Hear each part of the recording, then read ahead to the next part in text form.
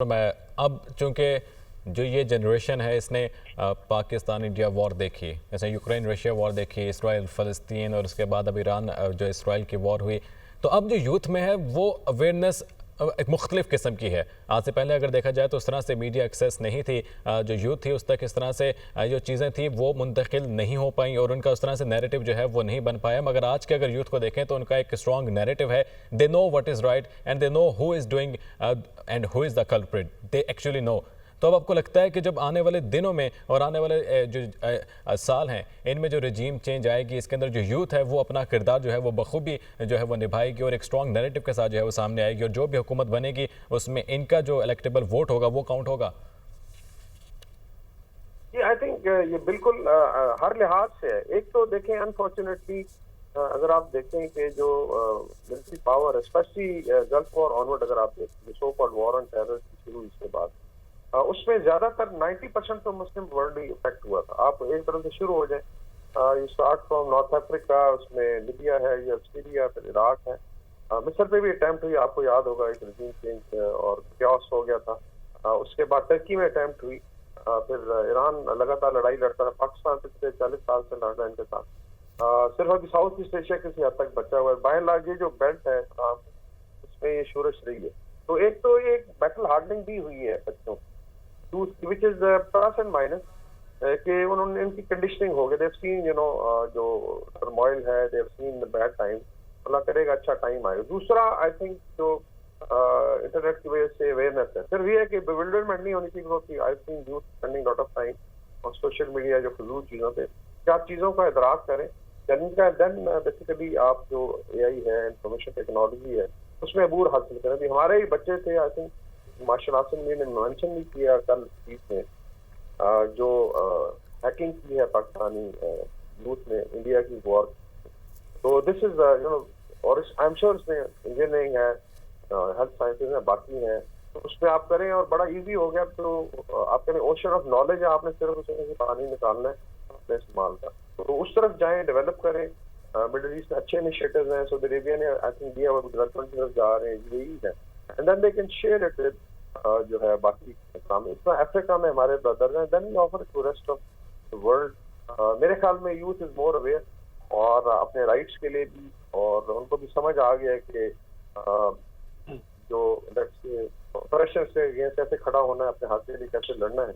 तो definitely this youth is definitely going to be very strong, mentally भी और physically भी और इंटेलेक्चुअली भी, और आई एम श्योर इसमें ओवरऑल इस्लामिक वर्ल्ड का भी फायदा होगा। सर, अब चूंकि अब जुमे को जो मुआहिदा होने जा रहा है जोहरी, अब तमाम नाज़रीन उस पर हैं, क्योंकि जैसे कि हमने पहले गुफ्तगू की, जैसे ये वॉर शुरू हुई तो मकसद क्या था, जो जोहरी हथियार थे, जो जोहरी मुआहिदे थे, उस हवाले से जो थी इसराइल और ईरान की कशीदगी जो पैदा हुई। अब अगर वो मुआहिदे नहीं हो पाते जुमे के रोज़ भी, तो ये जो तमाम जंग बंदी की जो सालिसी की कोशिशें हैं बेसूद साबित होंगी, कशीदगी बढ़ेगी, या आपको लगता है कि अब ईरान किसी और माइंडसेट के साथ मामला सेटल करने की तरफ जाएगा? बेसिकली वॉर जिस तरह प्रेसिडेंट ने कहा है, ऑल्सो पॉलिटिक्स या कह लें जो है बाय अदर मीन्स कहते हैं, मतलब वॉर भी एक पॉलिटिक्स है या इंटरनेशनल में एक पावर प्ले होता है।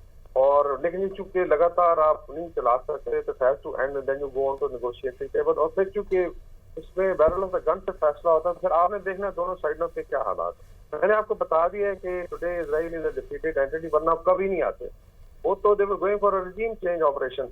देखें, वो जो बनाए गए थे प्लान पाकिस्तान और इनके अगेंस्ट, तो यही था कि आप हिट करें, क्योस पैदा करें, लीडरशिप को उड़ा दें और अंडरमाइन कर दें, मोरल डाउन कर दें, और लोग इट खड़े होंगे। तो this is new play book.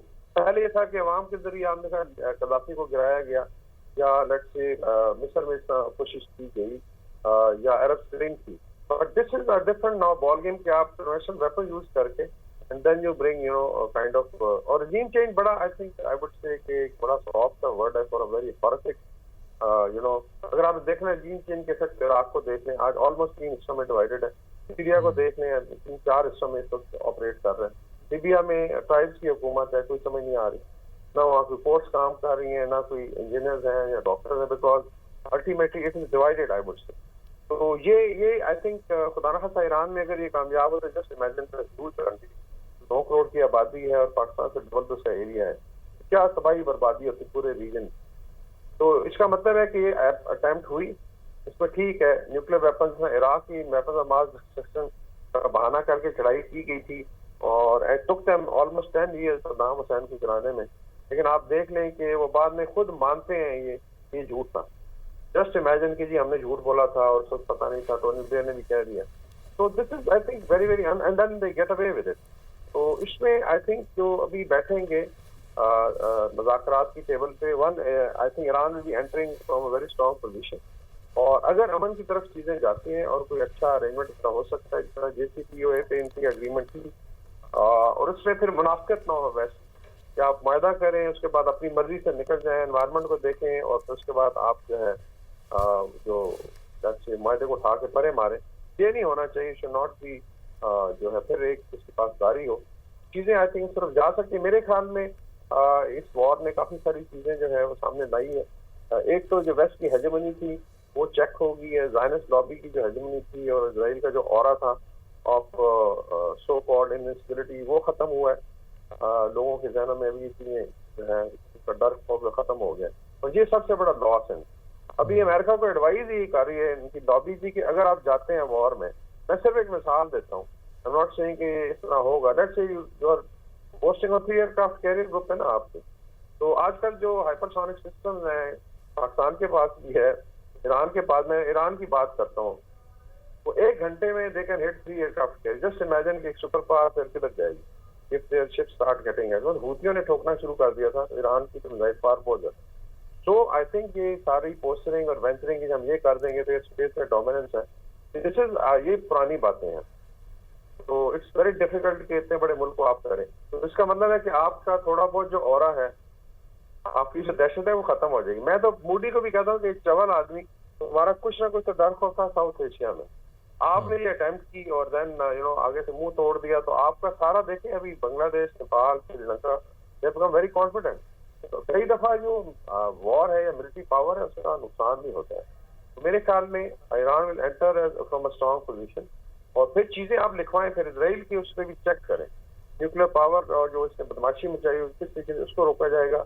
And then they should be guarantee होनी चाहिए, इंटरनेशनल गारंटर्स भी बैठे और रीजन में तो ऐसा अरेंजमेंट हो किस तरीके से कोई।